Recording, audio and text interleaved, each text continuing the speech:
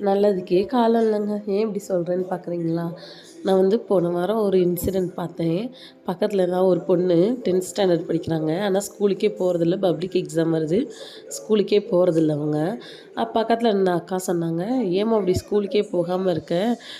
இப்போவே இப்படி பண்ணுறீங்க. இன்னும் ஒரு வருஷம் தானே. இதை முடிச்சுட்டு கூட அதுக்கப்புறம் கூட என்னென்னு பார்க்கலாம்ல. இப்படி ஸ்கூல் போகாமல் இருக்கலாமான்னு" சொல்லி சத்தம் போட்டாங்கங்க. அதுக்கு அந்த பொண்ணு அந்த அக்கா அந்த சைடு போகவும் சொல்கிறாங்க, இவங்களுக்கு என்ன, நான் நான் கூட கொஞ்சம் நீட்டாக சொல்கிறேங்க. அவங்க ரொம்ப மோசமாக, இவங்களுக்கு என்ன, நான் போகிறேன் போகாமல் போகிறேன் என்னமோ பண்ணுறேன், அது எதுக்கு இவங்க கேட்குறாங்க, எங்கள் வீட்டில் எதுக்கு இவங்க வந்து கேட்குறாங்க அப்படின்னு சொல்லிட்டு எங்கள் அம்மாவே கேட்க மாட்டுறாங்க, செய்ய மாட்டுறாங்க, இவங்க யார் என்ன கேட்குறதுக்கு, அவங்க வீடு தான் அப்படி இப்படின்னு சொல்லிட்டு இந்த பொண்ணு ரொம்ப மோசமாங்க பேட் வேர்ட்ஸ் கூட யூஸ் பண்ணி பேசிகிட்டு இருந்தது.